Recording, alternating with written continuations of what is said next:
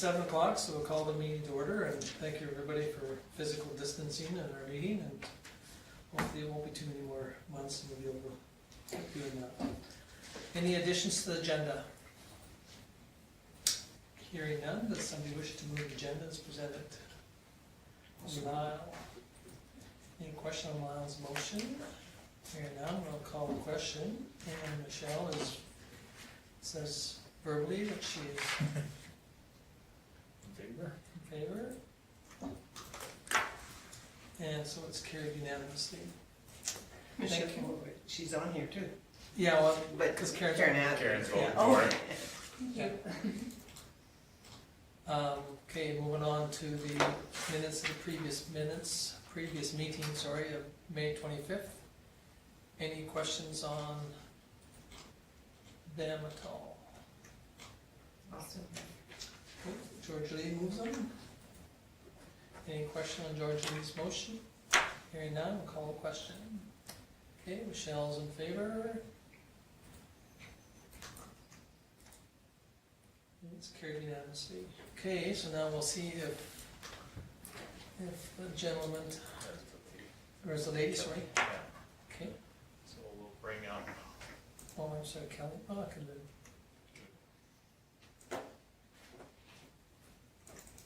See if we can catch her on the Zoom. okay, we still only have one participant, so. I'll wait for a minute and see if she chimes in.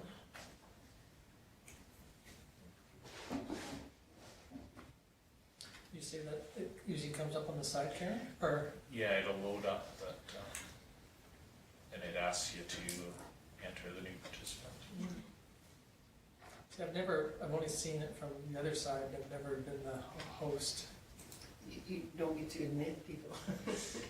Yeah, So then it shows you who's here and whether you turn them on or off. I talked to her, I sent an email this morning, and she was in a meeting, she said she'd look at things after she was done her meeting after 1, and I sent the invitation for 2 o'clock. And it didn't come back to me as unsent, so I'm assuming she got it. Well, sometimes it's really hard. I have trouble going in if you go to click the link. Sometimes I have to go out and go to my Zoom icon and type the numbers in. And if you don't know how to do that, then you don't get in.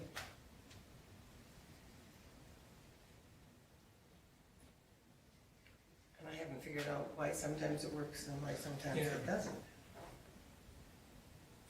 well, and sometimes you wonder if it's the amount of people that are on. I think so. I mean, Because I tested it twice this morning with people in the office, and it did work. Wanda didn't like the idea of her face being on the big screen, so she made us look at the picture above her head.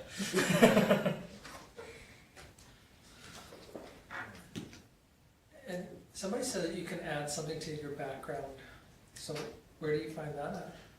In your advanced settings for your Zoom account, you can blur your background and things like that. Oh, okay.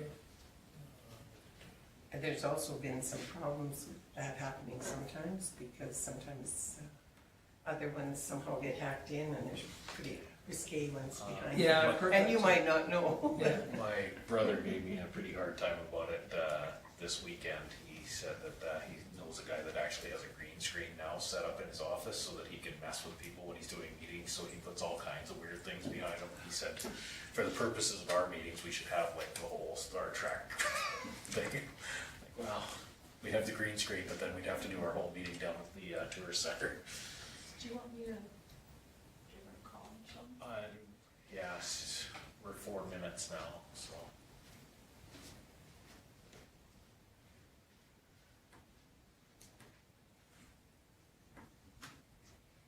Yeah, we were trying to figure out how, if there's a presentation from that camera to this camera, because of course now everybody's live streaming on our YouTube channel, are now just watching us sit around and talk about getting the Zoom meeting going, so. Isn't technology fun? it is. It's been quite challenging, like we were talking about earlier. got huge advantages, but like, you know, the grad, they did their ceremony and they borrowed this transmitter and they transmitted on an FM channel. So if you had known what frequency it was, you could listen to grad at home type thing, you know, and, which was kind of neat. But, and some people knew about it, but others of us, I didn't know about it. And they said that it was really quite neat that all the parents were able to sit in their cars and hear the whole, Listen to the speeches and the whatnot. speeches and the whole works. Honk their horns when Yeah. they're Yeah, kids. you heard lots of that. Yeah. So is that what they'll use? I see the rec department's gonna. Looking go for it. doing How do they movies. use it in the bill? Yeah, they're just gonna borrow this one from this one church owns it. It's Church of Christ owns an FM. Well, I mean, you could buy them too, but they went and bought theirs because they thought they could have a couple church services, outdoor church services and use it, and then you could sit in your car. Neat. Yeah, I thought it was kind of neat too, so it was kind of neat that the grad kids were able to participate with it that way, and You used to be able to get that on your cell phone too. FM transmitter. Yeah. oh, is that right? When you're driving back and forth to BC, they come in very handy. Well, sometimes, like, you know, like if you go through Nanton, they have their bomber command transmits on FM, so if you're going through, I don't know how far it transmits, I don't know how long or how good the transmitter is, but they'll, as you come up to some communities, they'll say, you know, turn to whatever frequency and you can listen to what's going on in the community you're gonna go through. It was just kind of neat, I thought that was. That is kind of cool.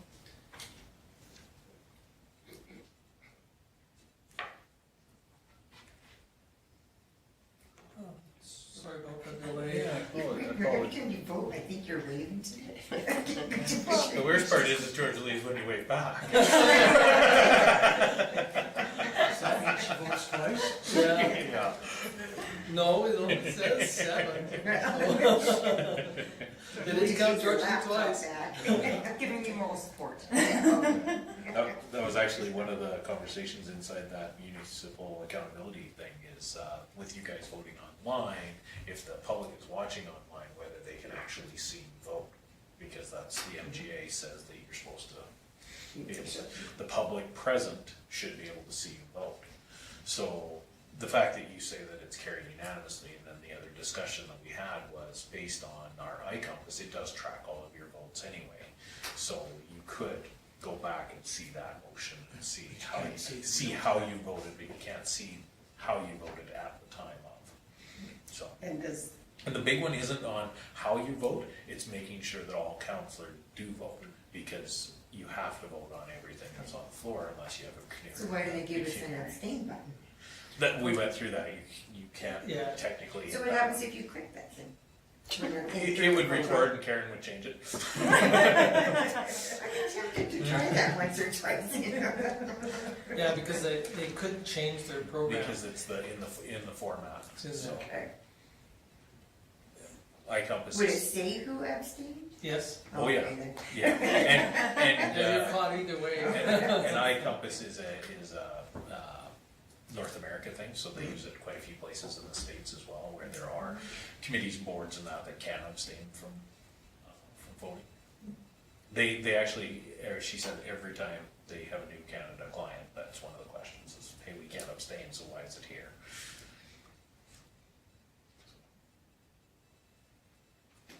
Yeah. You can sell like advertising on the back of my shirt. I was gonna That's say, right. yeah. You should put Magnuson Realty on the back of your shirt. Or Wrangler, yeah. Wear one of your coats and just, Yeah. Molson's. Over this way. yeah, you might not. Magnuson Realty and the phone number. I can just get it cut in the back of my, Back of your head. It would be too small, but because that's 10 numbers. well, some people think I have a big head sometimes. Oh, They're the only ones that watch our,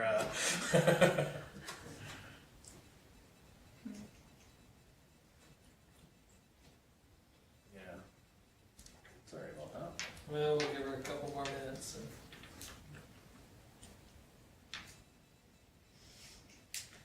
Has anybody been to the new, or to the visitors Gotcha. I've seen cars out there and I think I should stop in and then. I found Looks good. Yeah. She's up there. I'm wondering if the email, if it didn't go through properly. It's just an email, and you've emailed back and forth with her a few times, so. Well, I guess our delegation is No more? no more, unless you wanna just leave it for a couple more minutes and we'll move on to the rest of the minute. Yeah, I'll meeting, try or to Minimize it again. minimize it again, and we'll put it up in the corner, and maybe it'll alert us if something comes up.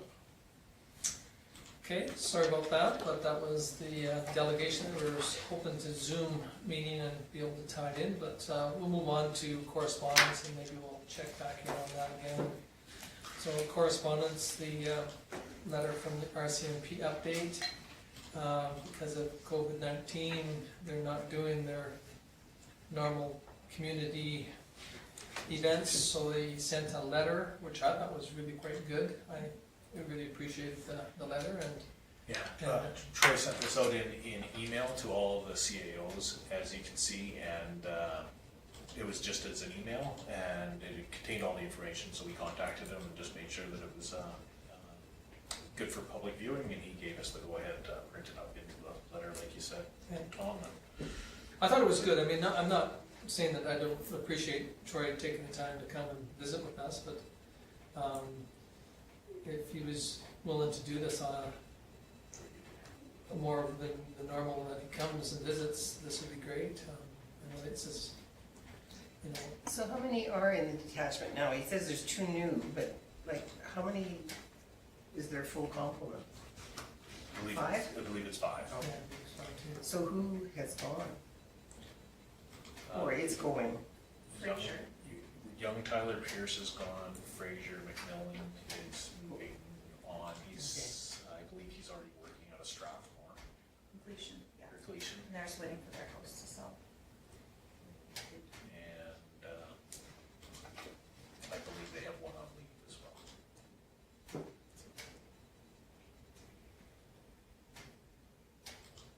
So any questions on I was quite astounded by the mental health The jump in numbers. Unfortunately too, though, I mean, this sounds pretty bad, but if you had 1 and then you now have 4, Yeah. you know, you've gone up 300%. You know, I mean, I know that doesn't sound nice, but, you know, when you look at the percentage, you know, because, you know, some of them have 0, 0, 0, 0, and then 1, and all of a sudden, Yeah. you got 100% Yeah, increase. yeah, but this went from 5 to now 2. Yeah, So, yeah. it's quite a jump. I was just picking on one that, Yeah, I know you could. but you are right, Lauren, some of the numbers are very disappointing, and Michelle brought that back up a couple times now of when she goes to the elder abuse one and also to the victim services, that sometimes the numbers are very startling when you hear them, but compared to some communities, you know, we're quite fortunate, but that's not to say that, you know, if it's 1, it's devastating, you know, but it's too bad to see that we have to have those numbers, but it seems to be a bit of a reality. And you wonder how much COVID played into that too. Yeah, it is, it's hard. I mean, it's really disappointing to see.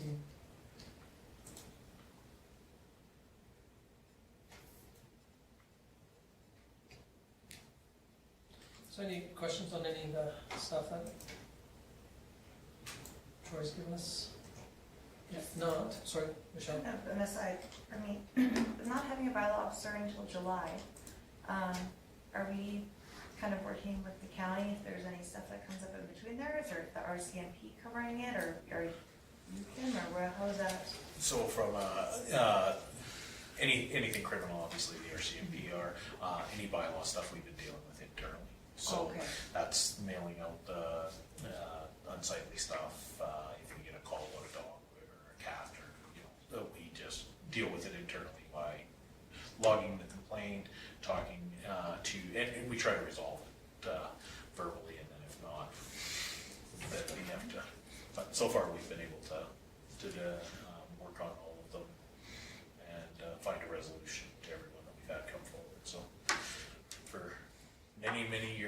the CAO did that before, so. Thank you. Okay, any other questions, thoughts? Okay, we'll move on to the letter from the deputy minister. Now, if you will, this contains an entire report for council's review, and I'm sure you all had a chance to read through it, and you can now hopefully appreciate the magnitude of the review that they did, and the time that it took for all of us to get all of that together. They did recommend that this review be reviewed in public in an open meeting, so none of it is confidential. And as you can see, out of the 40 plus points that they brought forward, we have 13 that have issues with the legislation. That obviously there's 3 of them that we're going to take care of tonight in the current business. Really, I want to open it up to council for any questions of anything that stuck out to you. I did add the action list because we do have to respond to municipal affairs within 6 weeks. Of course, we're responding to Jeff, who I worked with for this report, and I've created this action list just for the 13 items. Anything in red is already completed. A few of them didn't require motions from council, things like changing the notice and agenda for special meetings to include the purpose. We've had special meetings in the past, and they are for a specific purpose, but we didn't have that purpose put in the heading, and that's something that they would like us to have in there. And so that was a simple change to our template, so that our property tax bylaw to be in accordance with the MGA, that was what we had talked about at the last meeting when we did when you guys did the bylaw, about including things that are non-requisition, being the fire and doctor retention. So a lot of this stuff is already self-corrected from us going actually through the process of the majority of what's going to take a while is the bylaw stuff. And as Tom was good enough to point out, we went through, for the councillors that were around last term, we went through every policy that the town had, and I said now we're going to have to start looking at bylaws, and bylaws are going to take a lot longer. This is going to be that process of going through our bylaws to amend some of those things. So I started with the simple one for tonight's meeting, the CAO bylaw. If you don't want to pass that, then you guys can keep going with the old one, but you'll need to pass a bylaw to actually appoint me to the position. So I threw the new one together for you based on what other communities had adopted, and I believe that these have come up from this review because the majority of the new ones that I read were all from 2018. So I think that they've spurred out of this review being started. So unless there's anything pressing from council that came up, the report's pretty straightforward. I don't know if you have any questions or concerns. Well, I think I consider myself to be a fairly fast reader, so I can imagine how long it took to actually do it, since I only had to read it, so I appreciate that. Okay, any other comments or thoughts on this? If not, we'll move on to the next one, and then we'll pass on motion to receive them all for information, I think. Or do you want this one? Yeah, no. That's good enough. Okay, so next one is the thank you letter from STARS. Any questions on? Okay, hearing none. Somebody wish to move the correspondence for information? Paul?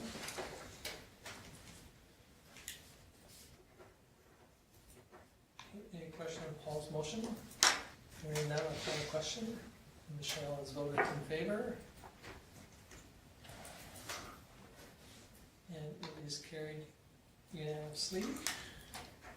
Okay, thank you. Now we'll move on to bylaw 6.1, which is the CAO bylaw, and Kim kind of explained why we're bringing that back up. And again, like we talked about earlier, or Kim mentioned earlier, you know, we have done all our policies up, but now we're going to end up sooner or later doing all our bylaws. And if you look at some of the bylaws, like even on this one here, it was signed by Mr. Mayor E at the time, which was in 1992.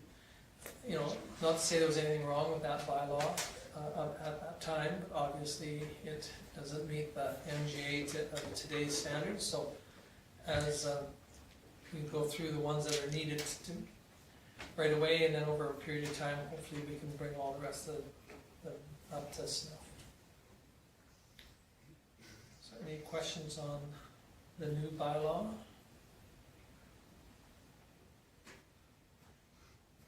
Pretty straightforward.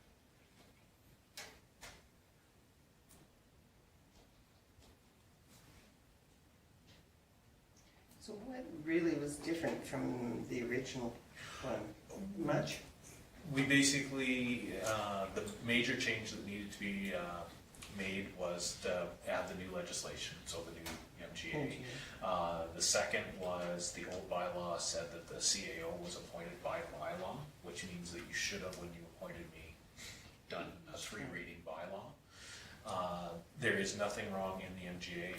It says that the CAO can be appointed by resolution, but you need to put that in your bylaw, that your CAO is appointed by resolution. So we changed this bylaw to state that we can do it by resolution.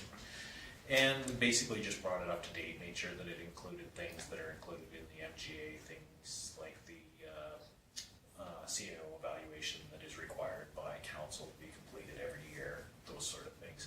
And then rather than doing a schedule for all of the responsibilities like a job description, we put the responsibilities as it's put through the MGA. I just copied and pasted them into the bylaw, and then added some definitions so that it was very clear, the interpretation of. So, things that weren't in the old bylaw that are now in the new one is the requirement for attending meetings, those sort of things. Meeting attendance, where, that I be present at all council meetings unless excused. And as you guys know, that I've always done that, but it's making sure that it's in the bylaw now to actually ask for permission to be absent from the meeting. I haven't had to yet, but. Okay, any thoughts? Well, I move that council give the chief administration officer bylaw number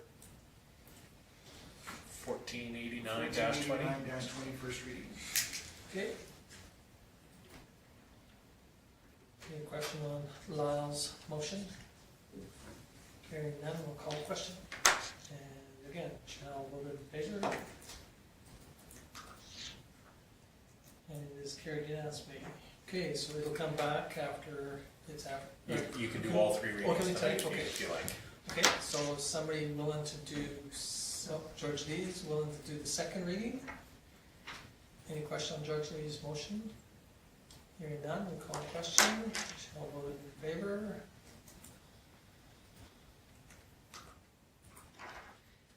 And it is carried unanimously. Okay, so to introduce the third, Paul? Any question on Paul's motion to introduce the third reading? Hearing none, we'll call the question. Again, Michelle voted in favor. And it is carried unanimously. So now we need third reading. Third reading? Laura?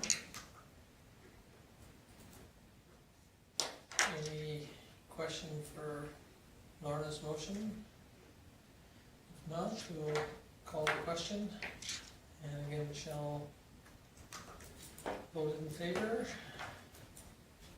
And it is carried unanimously. Okay, great, thank you. I wasn't sure whether this was one of the ones that's, some bylaws we have to advertise. You have to advertise in that, but both of these bylaws tonight can be given all 3 readings. One thing that I did want to point out that was brought up in the map review as well is in our recording of the minutes, we do not have to record that, in the MGA, you do not have to record in your minutes that the votes are unanimous. The only one that you do have to record as unanimous is an introduction for third reading, because if it isn't passed unanimously, you cannot give third reading at that meeting. So. But the only reason we do it this way is again so that, Taxpayers know when they're reading the minutes. yes, that it was carried unanimously. Yeah.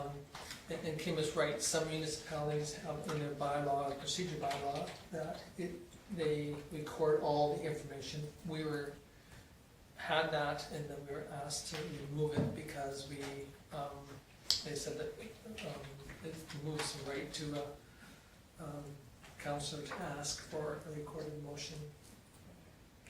So, anyway, so I'm not sure which is, Yeah, so one of the suggestions was possibly going back to just putting carried on all the votes except for a third introduction. And then through iCompass, you can go back and you can see if all the councillors voted unanimously or not. But then we'll talk about that because that will come up as part of the procedural bylaw and it's gonna have most changes in it.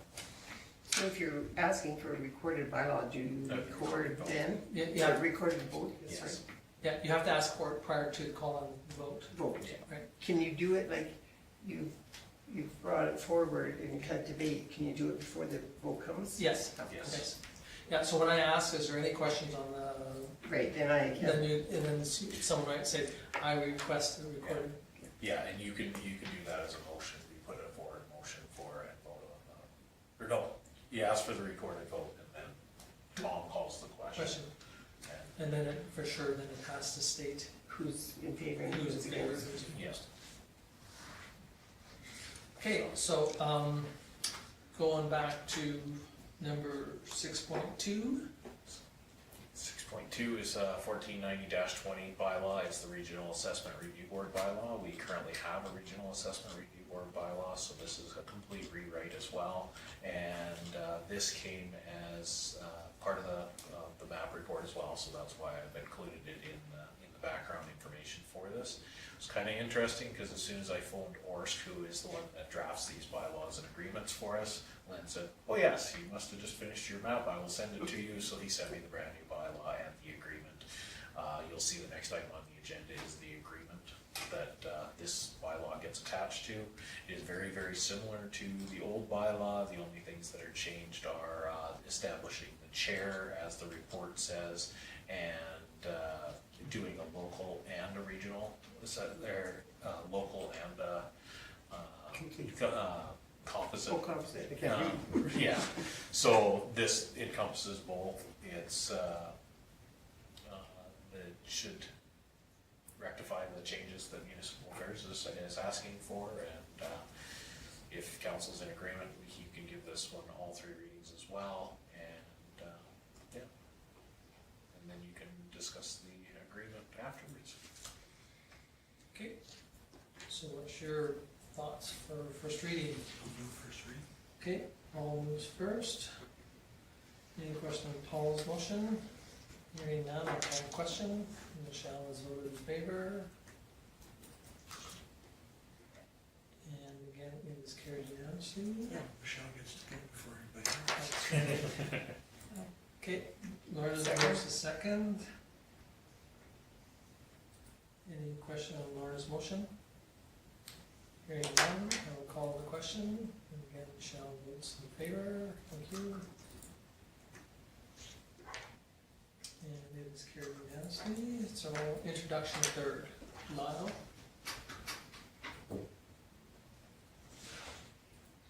Any question on Lyle's motion? Hearing none, we'll call the question. Again, Michelle's voting in favor.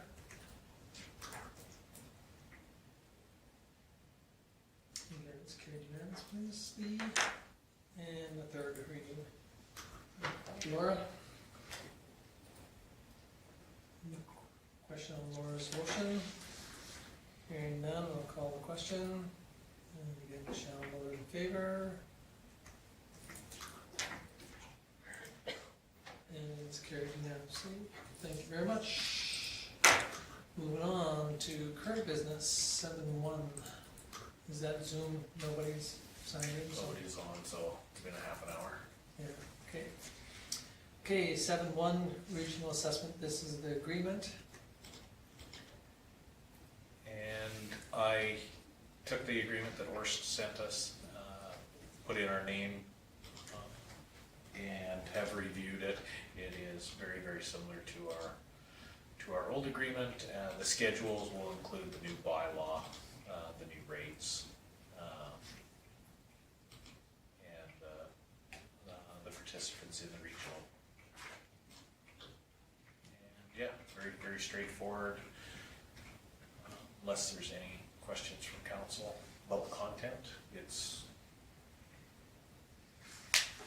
So, as an example, because it's an attachment that they, this is just an agreement, so when the agreement every year, you reattach a new agreement type thing, or?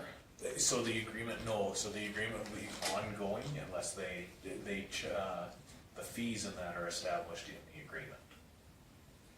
But again, the membership is too, and, Yes. you know, there was So if there's any changes. there was a potential that one of the couple of them might not be there in the agreement, but Yes, they are still there at present. So if they fall out, then will they come up with a whole brand new agreement, or will they just change the schedule? it'll be new schedules. Oh, okay.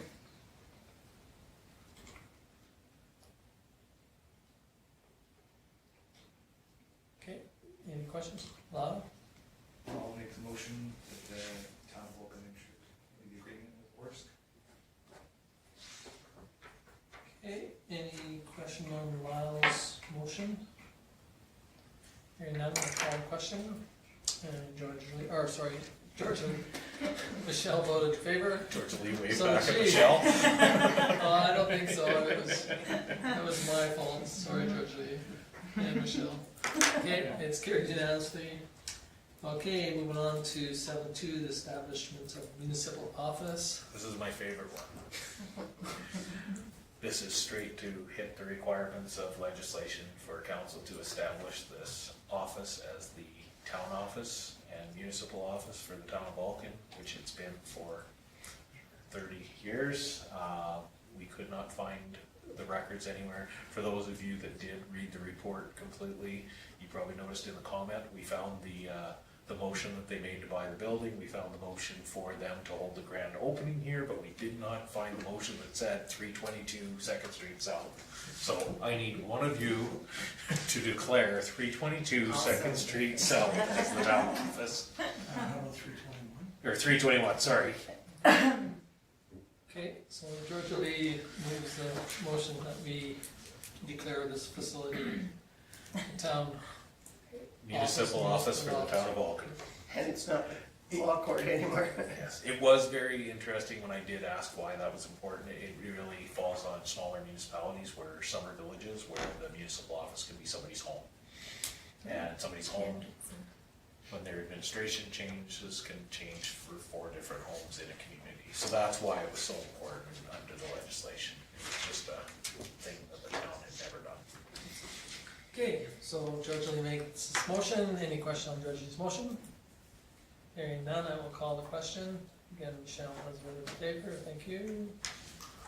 And it is carried unanimously. Okay, moving on to the Center Street Rehab Program. So the reason I put this together is, as many of you are aware, the province has talked about putting funding to stimulus projects for infrastructure once the COVID restrictions have been lifted. And as you know, you made motion for us to get pricing together for the milling of Main Street. We've now got the cost estimates. You've seen the letter that I've sent to the MLA and to Municipal Affairs and the reasons why we would like to do this project. Based on that, there's been rumblings that these are going to have very, very quick turnarounds on them. And as you all know, the tendering process and all that can be quite long. It takes almost a month to tender something properly and to get good competitive prices. So basically, I want to put this out there to council. If this is a project that you're interested in doing and the province commits to substantial funding on it, that rather than waiting till the next council meeting to approve going and putting it out to tender, we'll create the tender documents, have them ready.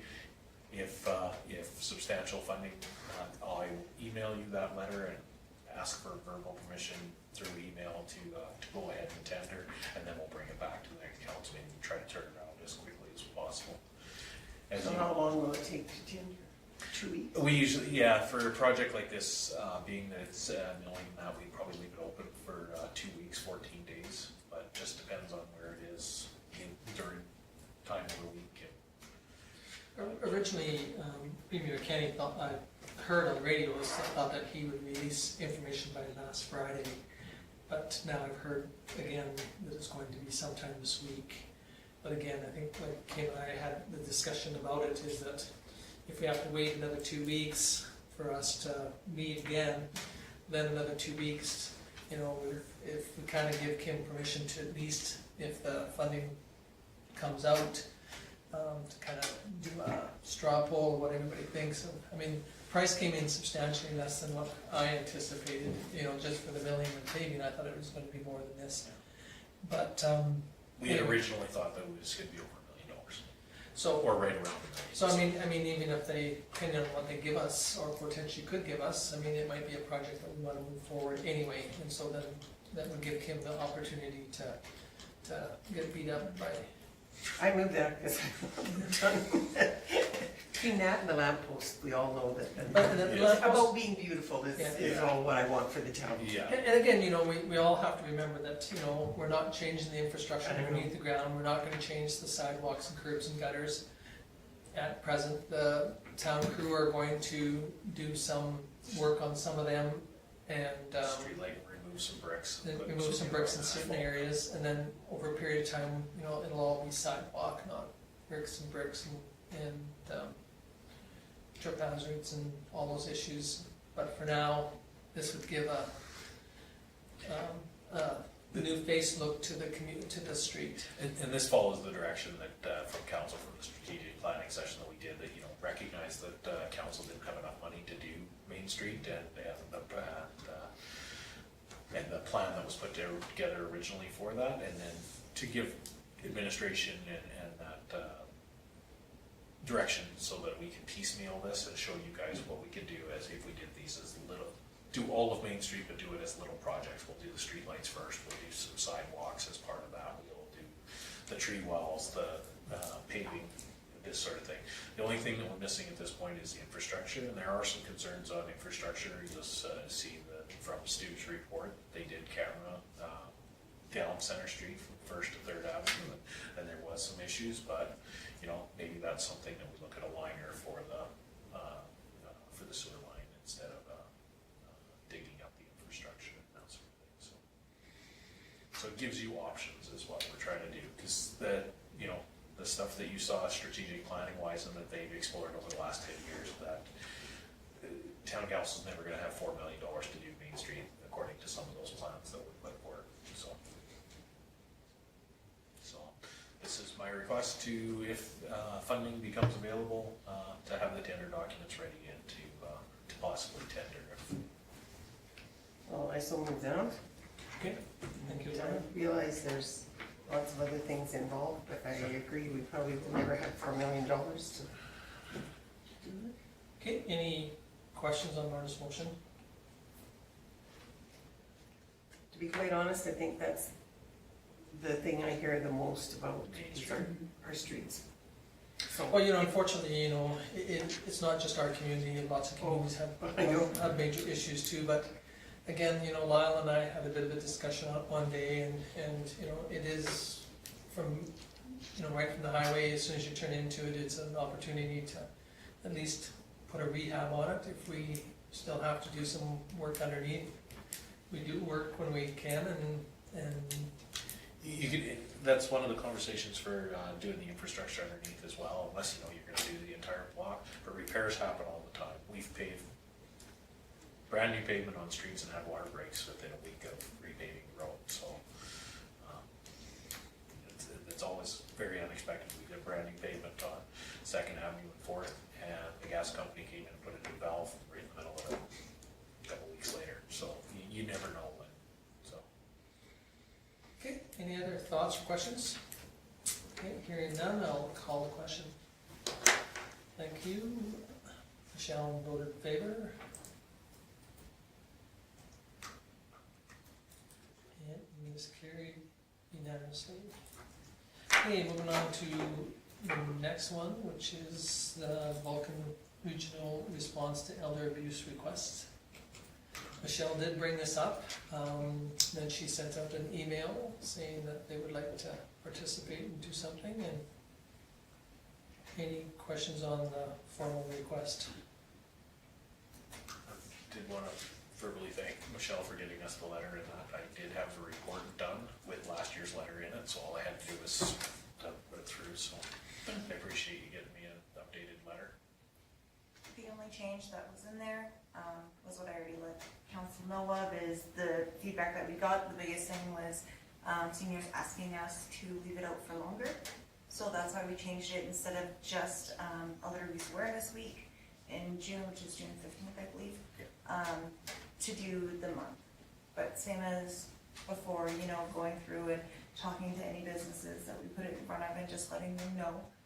So everyone's kind of aware, and then a lot of the businesses too asked to keep some of the cards inside, to give out. Good. So, yeah, it was a really, really, well-received initiative last year, so. Okay, any questions on this one? Not somebody wish to, okay, Paul? Paul moves that we allow them to hang up the cards. Yeah, I put the wording because knowing that the June 3rd is the target date and our date today, I did put post immediately and then with the same completion date. Okay. Any question on Paul's motion? Hearing none, call question. Michelle voted in favor.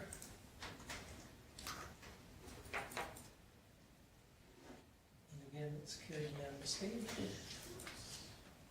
No, mine doesn't say that, but, oh, there it goes, thank you. Okay, moving on to the committee reports. There's one that was submitted.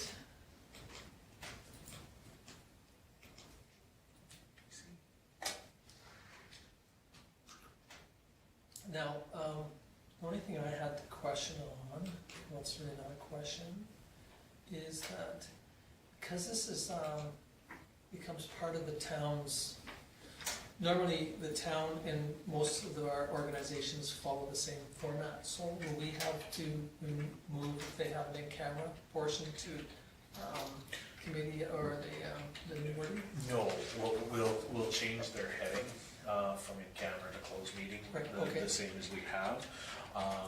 One thing that council should be aware of though for the MPC is, and it's just from a procedural side, the MPC can hold their entire meeting in camera and can make motions in camera. And it's because of the nature of their the decisions that they're making and the FOIP issues that are surrounded.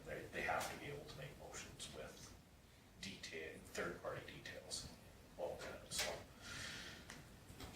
but yes, they still do a section for in camera in case they need to do something. And we'll change the wording to closed session. Closed sessions, okay, Yeah. because that'll come up farther out. That was in one of the suggestions inside Yes, yeah. that map review. Yeah, to change it. And you can see that we did that to our own agendas already. Yeah. As we went to closed meeting instead of in camera. It's just that we try and convince the majority of the boards to follow the same format as what the NGA says, so that we're all not trying to have a in-camera closed session. There's another one out there. And you can see that the MPC uses the same iCompass format, so that template will change for the closed session for Okay. the upcoming meetings. Anyway, anything, that was everything I didn't. It was actually good because there is things that we do in these templates that affect multiple meetings. And one thing that it's worth noting to council, the MPC meetings have a lot more people coming and going through the meetings. So somebody will come in, make a presentation, and then leave, and then the next group will come in, make a presentation, and leave. So Nancy asked for something to be added to the resolution portion to say that, you know, once a motion's been made, so and so left the meeting, and then so the next person come in. And so they added that template for her to be able to do that, and that carried through our meetings in case you guys decide to start wandering around during meetings, but so we can actually record it that way. So it is good to ask those questions now because we are constantly making changes inside of our templates. Okay, any questions on NPCs? If not, does somebody wish to move the committee reports? We've got Laura again. Okay, so Laura's moved this one. Any question on Laura's motion? Hearing none, I'll call the question, and Michelle has voted in favor. It was carried unanimously. Okay, moving on to verbal reports. Councillor Taylor. Okay, I was at NPC, which you Scott. A mini golf course meeting that Kim was at. Not really an official one, but they have issues with their sewer. So hopefully we can get it resolved. They are. Good. And I was at a fire meeting today and we moved the budget. And there's some questions or some concerns about recruitment, trying to keep the numbers up. The numbers are up reasonably, but how do you keep them up? No answers.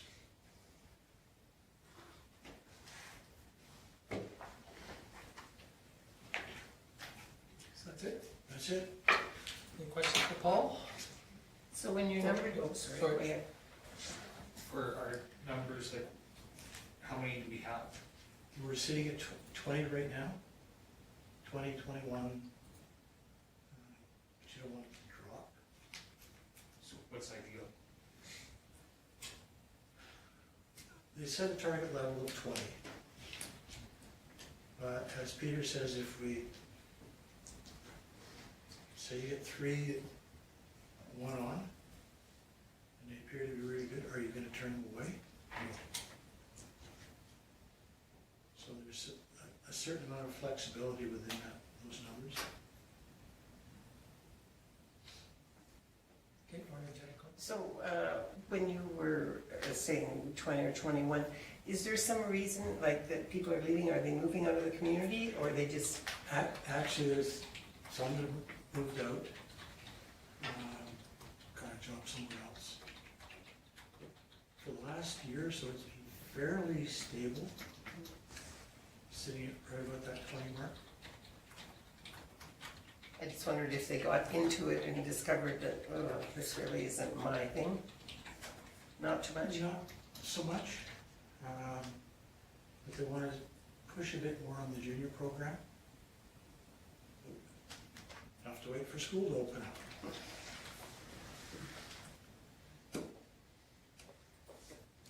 Okay, any other questions? And they decided they didn't want me. Okay, thank you, Paul. Moving on to Councillor DeBolt. I had FCSS. None of their programs are up and running yet, and their office is still closed. FCS is available for funding for food for COVID-related needs only. This is how they're doing it now. The Stone Soup Project, they got a grant for $5,000. That money has to be used up by the end of 2020. And the Stone Soup Project is like prepackaged meals. They're running it in, they're coordinated with the Legion and the Linettes. I guess the Legion cooks at Linettes deliver it, or the Canettes, sorry, not Linettes, Canettes. And most of the produce is trying to be purchased locally to run this project with. They're trying to do as much as possible through online services. We looked through the financials and everything looked okay. There's nothing out of line there. And Carol Thompson gave her letter of resignation as of the end of June. So, and then also had the rec committee, and all their programs are still canceled. Updates for the ball diamonds will go ahead as soon as the decision is going to be made whether the rest of the season is going to be canceled or not. If it's going to be canceled, then the upgrades to the ball diamonds will continue. The arena updates are going. They were waiting on the matting, but I hear it's in now, right? Kim, the matting is in now for the arena? No, not actually placed yet. Okay. And they're working on getting the sinks and the water fountains in the locker rooms, because there was no sinks in those locker rooms or anything. Okay, and then Bonnie's been looking into this thing called Live Barn. It provides live and on-demand online broadcasting of amateur and youth sporting events, like right from the arena. So you'll be able to, like a grandmother in BC, Ontario, whatever, could watch their little ones play hockey and whatever in there on it. The cost to us, to the town, is zero. They will come in and hook it all up. The only thing we need is a TV up in there. But they'll come in and they'll hook everything up. How they're gonna pay for it is anybody that watches it, they will pay like a user fee, and they can subscribe for $14.95 a month. And all the videos that go into this thing will be saved for 30 days. So who's ever watching it doesn't have to go on that night and watch it live. They can watch it up to 30 days later. They said that they would come in and place the cameras and make sure that they're not in any obstruction of the fans or anybody that's viewing their game live in there. They'll set it all up, and if we ever decide we don't want it, they'll come in and take it all down for us. So it's a pretty neat idea, actually. Bonnie's just looking into the FOIP security on it now, just to make sure, because it's kids, so we're not sure how you can televise them. And You have to have parents' permission. And how do you know when they have a helmet on and the same outfit, Well, who's who? That's exactly it. And there will also be 5 movies this summer. The summer staff has set up a few virtual camps. Porch Fest and Mega Bounce is still up in the air right now, but it'll probably be canceled on it. And the Leisure Guide, they're just starting to do scheduling for the fall one now, so. And that was about it. Okay, any questions for Georgie? Hearing none, thank you, Georgie. Moving on to Councillor Magnuson. I was at the Municipal Planning Commission meeting. All the information is there. My worst meeting was, for Thursday, was canceled or postponed until September for next regular meeting. Those are the only meetings I had. I just also wanted to note the positive response that the town and county or whole area had regarding graduation.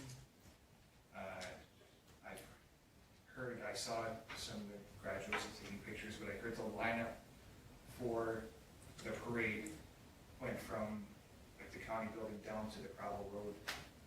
I think your mom said a couple times stretches, so it was really, really positive, and the signs up on the poles there. Yeah, it might be an annual thing. I can see that. And just a side note on that, we had a lady in from out of town that wanted pictures so that she could try and get their town to do the same thing with the banners of the kids as photos.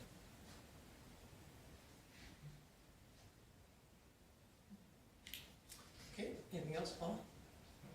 Any questions for Lana? Thank you. Moving on to Councillor Thomas. I had no meetings this last 2 weeks. They come up Thursday and then next Wednesday. Okay, any questions for Laura? Hearing none, we'll move on to Councillor Roddy. The biggest thing for victim services on the May 28th, I believe we had our AGM and then regular meeting. And I don't know if anybody had read, it was just kind of released in the media today about the biggest thing with the victims of crime funding, you know, possibly being looked at to fund other things, which is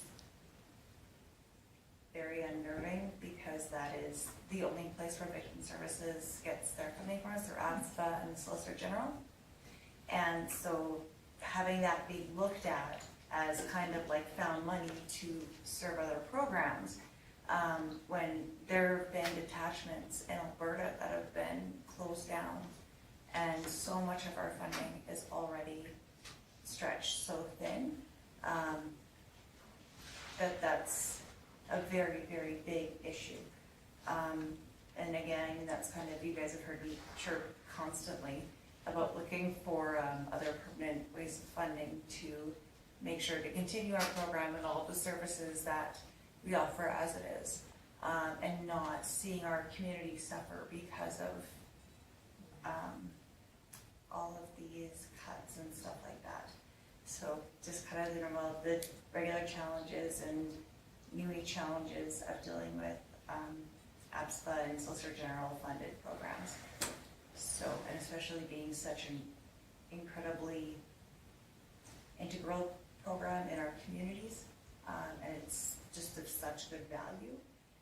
So that's kind of that, and that has pretty much dominated most of our meetings of just trying to, you know, be creative or think of ways to keep it going. And then also with the elder abuse, you know, everybody saw the letter and stuff, and pretty excited about the campaign, and kind of the same thing. Still on the search for funding, and it is kind of neat. The one, I'm not gonna say advantage of COVID, but it's made the exchange of information between different communities with the same programs really, really much easier and much faster than previous, which is really great. Especially when you're talking about newer programs like our elder abuse committee, and, you know, contacting other programs that, you know, share program managers, and where did they get their permanent funding from? What's their first response model for their community, and all these kinds of things.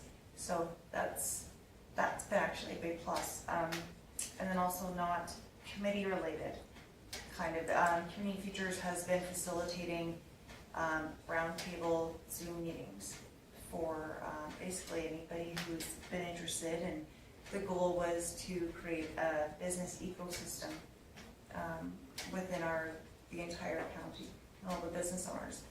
And Lorna and I had kind of discussed and sort of got an idea together of going and trying to basically just get whether it's once every 2 weeks or once every month or whatever, dialogue going, and, you know, Zoom meeting or conference call, and maybe eventually it's a cup of coffee. And we were discussing with Laura Thomas as well, and she's incredibly excited and keen, and we're fortunate for that, you know, and just kind of a business, same thing, think tank, you know, what's going well, what works, how can we be resources for each other, where the challenges are, because they're so community specific, how can we work, or what can be done about it.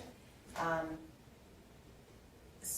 it's just, because we're a smaller community, I mean, so many of our businesses and business owners, they work during the day, and they work at their own business and stuff like that. So it's trying to find the challenges of something that sticks, because there have been a lot of initiatives that unfortunately haven't been successful for our business owners. And right now, the chamber isn't at a point where they can take the lead on that. Saying it diplomatically. So that's sort of a ongoing project, I guess you could say. And whether it's a springboard to something that's carried on by the chamber, or if not, it's just just something to try, because like I said, there's just so little cohesion between so many of our businesses. And I really think that there are a lot of hidden resources that we have, and we do have very similar challenges and stuff like that. And, you know, we have to make sure that we try everything. So, that's it. Okay, any questions for Michelle? Thank you. Moving on to Barnett. Councillor Armstrong. I had both my meetings last week, and so the Marquis Foundation, touching wood, there's been no COVID that I heard of, and they have hired someone that will do screening for them on because each of the residents have to be screened every morning. Well, they choose morning, but and documented, and then they have people coming and going. And maybe this resident's just going out for a smoke, but they have to be documented and the temperature's taken. So there is someone doing that and helping with other odd jobs that we have around there. We're looking for a new CAO for Peter Dawson Lodge, and the ad, I believe, is June 19th is the closing date for that. the Vulcan Community Health and Wellness Foundation. The fitness challenge is still ongoing, and some of these people are exhausting me just reading what they're doing. Like, good grief, they're doing wonderfully well. And I think we're not sure about the reopening requirements for the new addition, new expansion, when it's done. So that's still all in the air. Brenda Finley is retiring as the, and I don't know if manager is her title, or I'm not sure, for the Community Health Center, I believe in September. So she's, someone is job shadowing her right now to see if they're interested, and I'm sure there'll be a call for that too. The county had asked for a letter of support for the HALO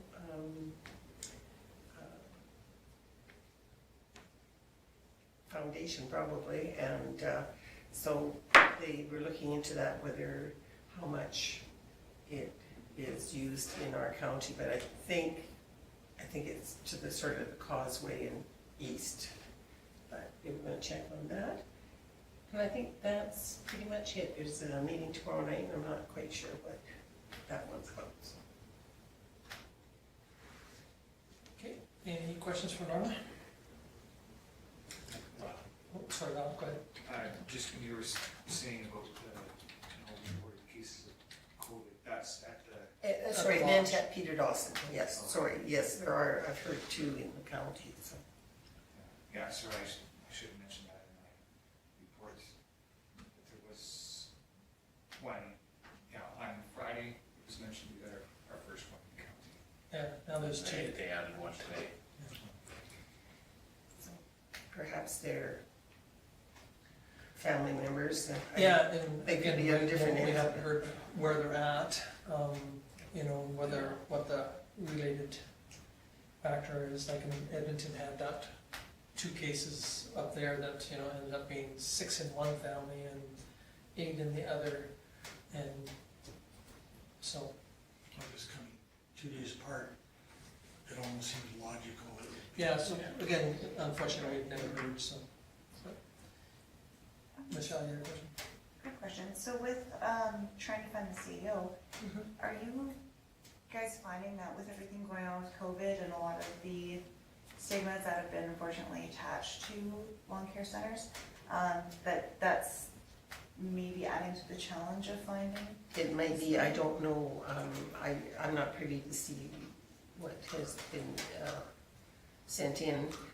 I know we do have an acting CAO in place right now, and they've been approved by Alberta Seniors Housing and Alberta Health Services at this point, but it's still, there's always the delicate balance between, do you have enough staff to look after everyone, and if any of your staff gets sick, for any reason, not necessarily COVID related, do you have enough people to cover off? And I think that has been an ongoing issue, and this is my own personal belief, is since there's been all this, and a lot of cases have been in long-term care or seniors residences, that perhaps that will be looked at in the future, and perhaps funding will be more available for these places. I certainly hope so.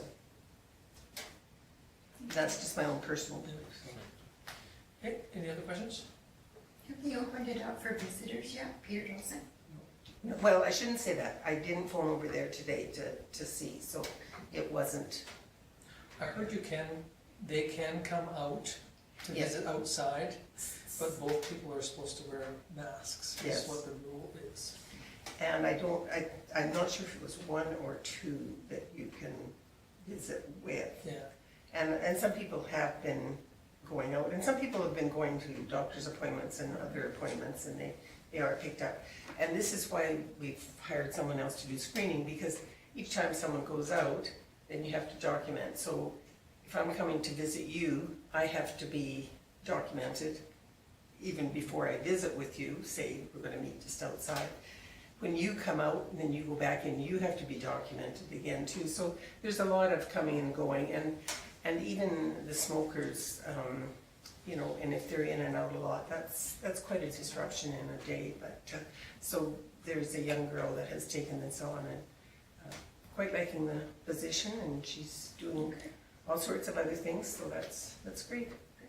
Thanks. I'm quite sure they're glad to have a new face around because, you know, I really feel sorry for These people new that are. eyes anyway. Pardon? These new eyes. New eyes, yeah, that's about it. Like, honestly, like, it's got to be a tough time to not be able to have visitors. Well, and same with hospitals. Okay, any other questions for Anna? Okay, thank you very much. Okay, moving on to me. We had a pool meeting, and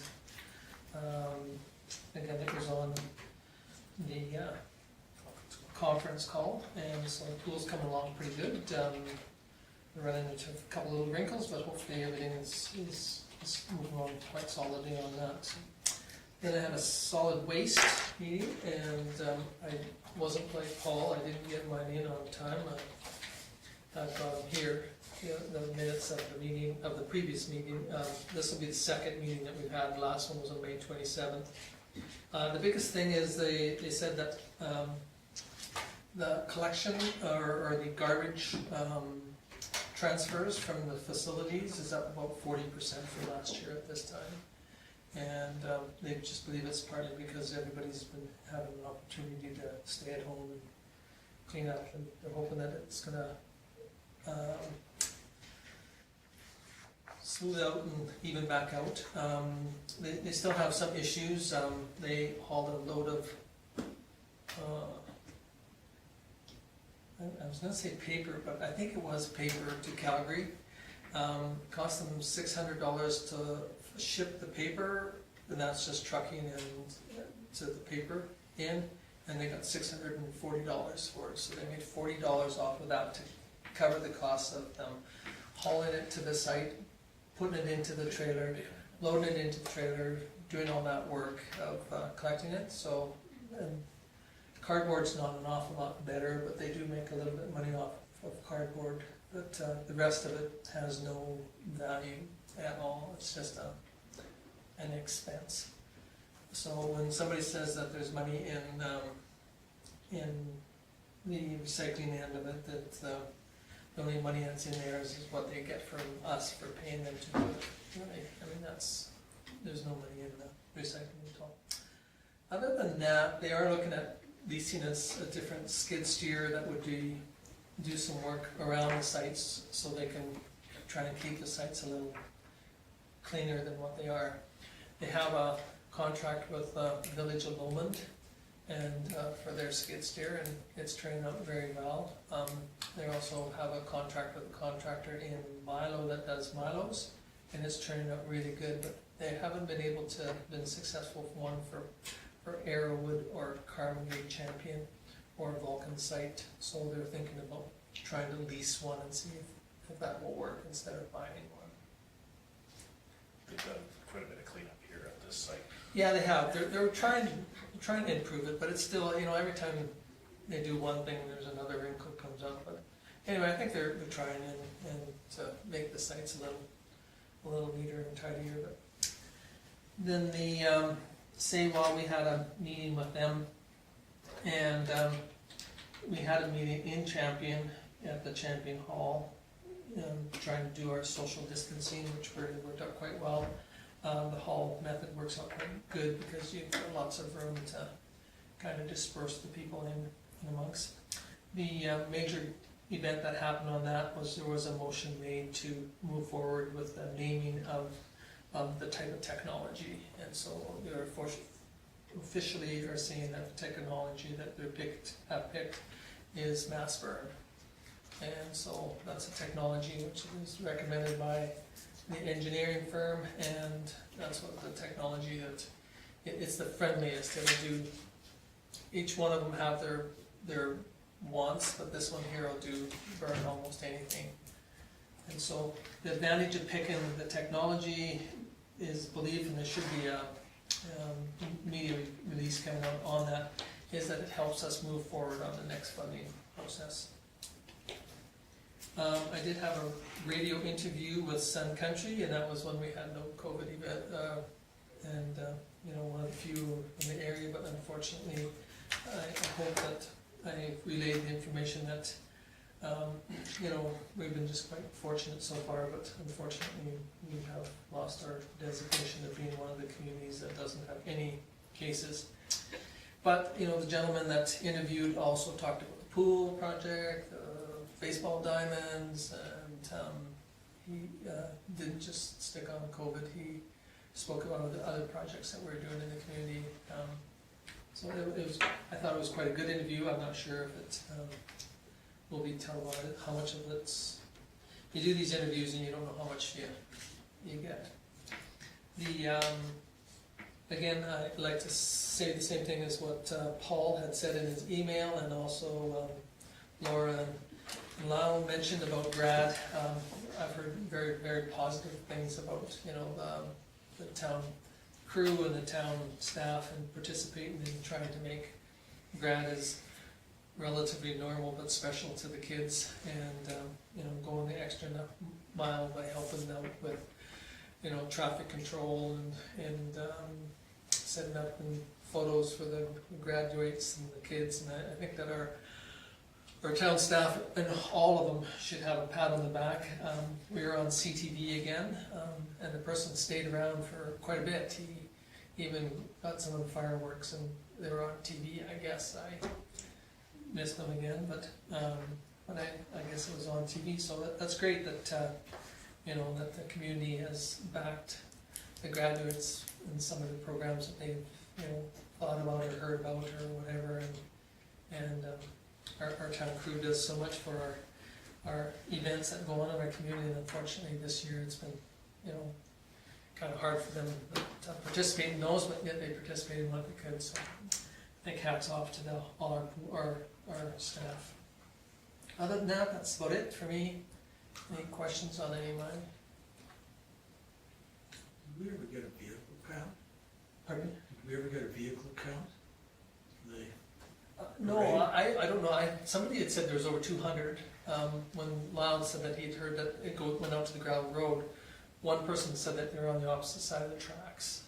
Whether they just went back across the tracks and turned around, I'm not sure. But I was sitting, we went down a quarter after, because I went to see if the rodeo grounds were open or the ball diamonds were open, and so we just drove down and it turned out, Public Works guys had to come over and unlock the gate and open it up. But anyway, we went down there, and it was people just couldn't leave. They just kept on coming, and some of the kids were blown away by how many people participated in that reverse parade that was participated, where they were the stands that stood on the street. Quite interesting, because when we talked about it, they first called it a parade, and I said, well, based on the media stuff with that, we probably shouldn't call it a parade. All you're doing is driving down Main Street, so unless you need roads closed, you don't need to take it to council.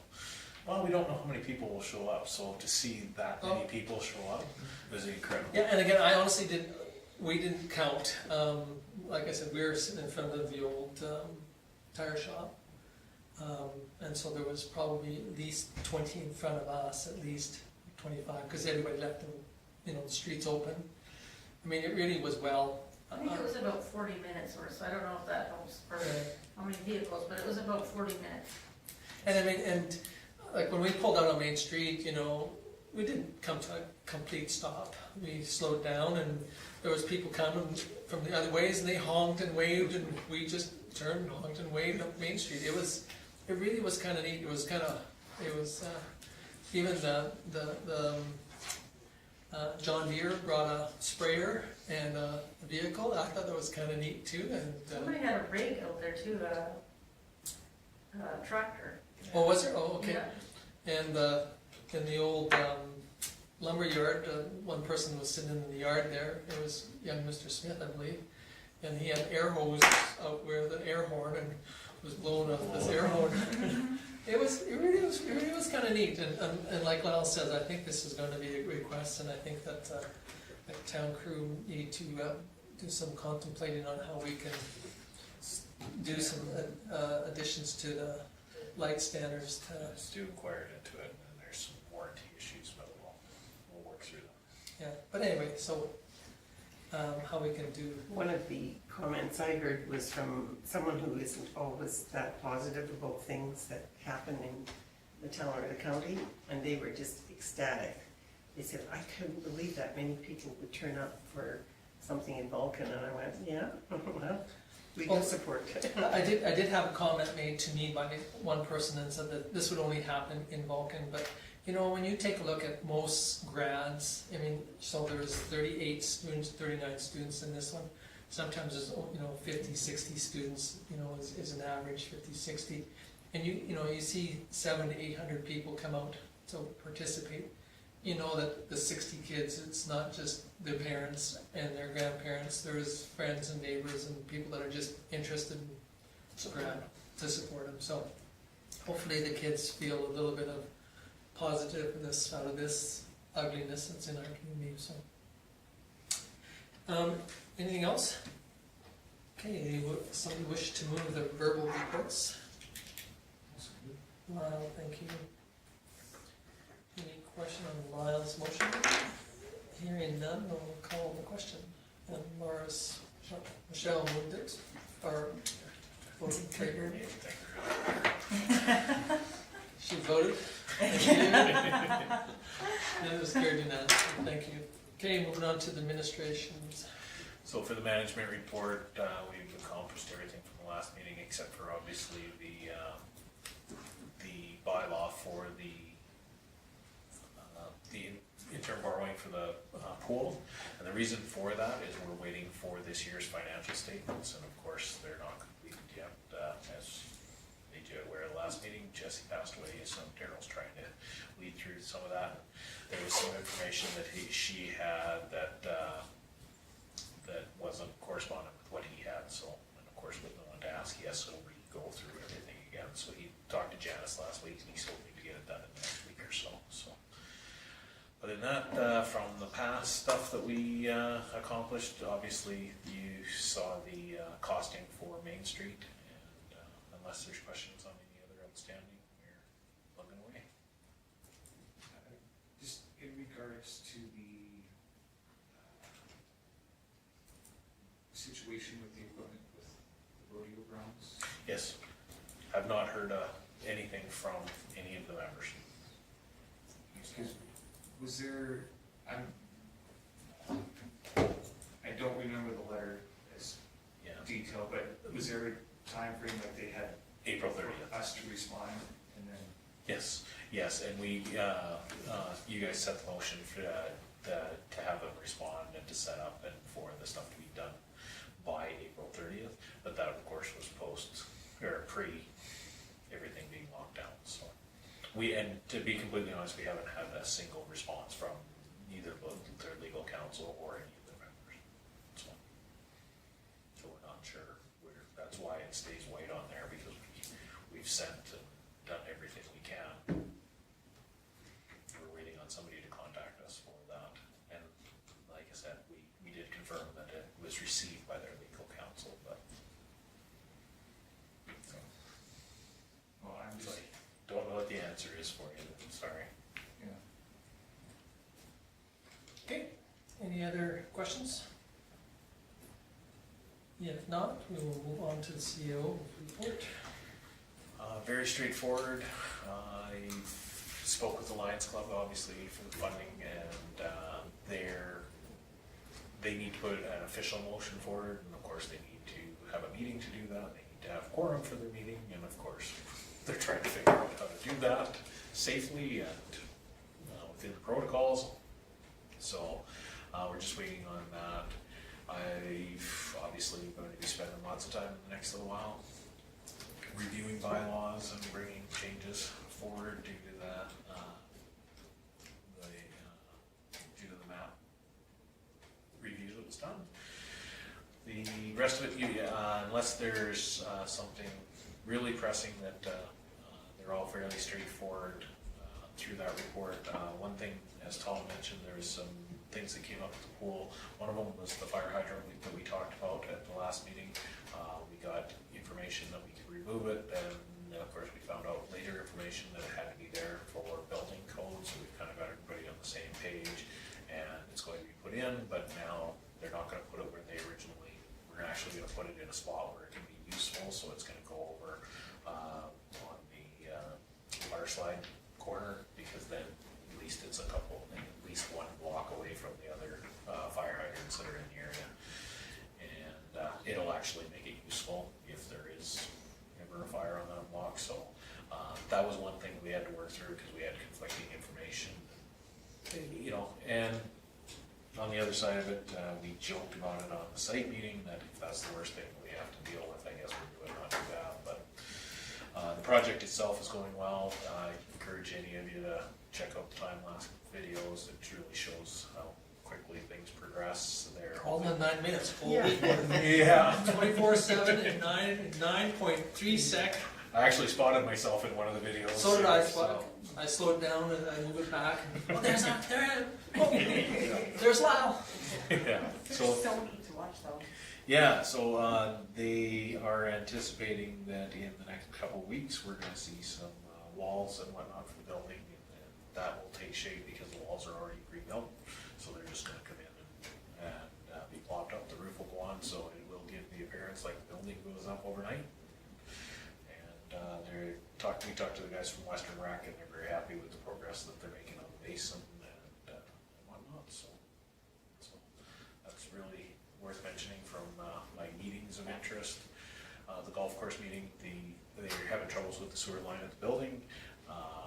We went through and gave a bunch of the history and what we could do, because there was a conversation about whether that line should be replaced or not, and it looks like it's been cleaned very well, chemical treated, and they're gonna just monitor it from now and then put back on a regular maintenance program, and it should help it out and should keep the expenses on it down.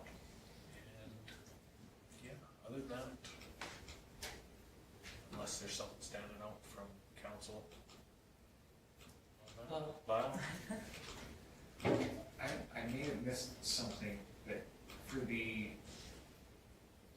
is the skateboard park and the playground by where they're constructing, are those open or are they? Playground is closed, the skateboard park has the barricade on it, but it's just because they're gonna move the crane in, and we weren't sure about if they're going to expand the fences right now, Okay. so, yeah. And is that playground closed just because of construction there, or it's? It is, it was just because of the location of the fences, and we're not sure with what they have to do for the water supplies now, whether they're gonna move some stuff over, and whether they need a bigger template there. So Stu's been working with Gary on that. I do know we have a resident that is concerned about that playground becoming open soon.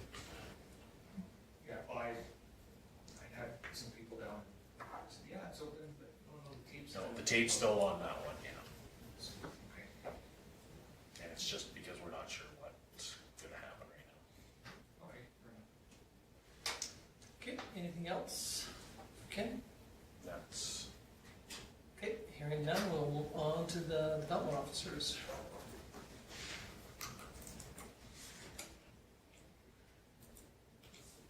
Anything on Nancy's?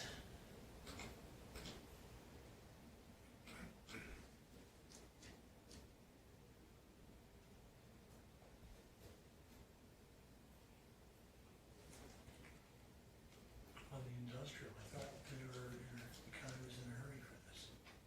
yeah, we're using, our engineers are providing them with information. Yeah, I'll be aware of that. Okay, no questions on Nancy's, so we'll move on to Public Works.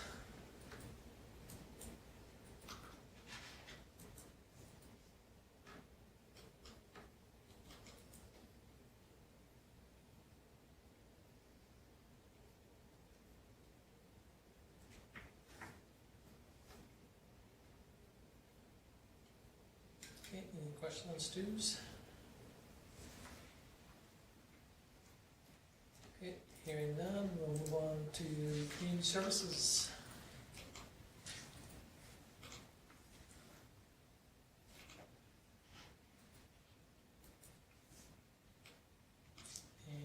questions on Bonnie's?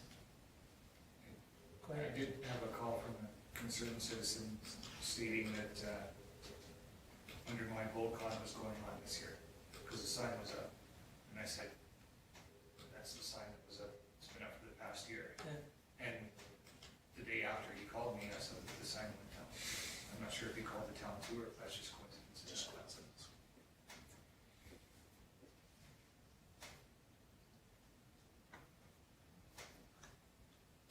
Any other thoughts or questions on Bonnie's? Okay, seeing none, we'll move on to fire chiefs.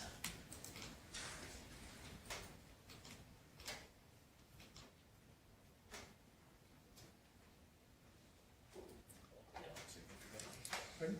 Called her down significantly. Yeah, they are down, did everything.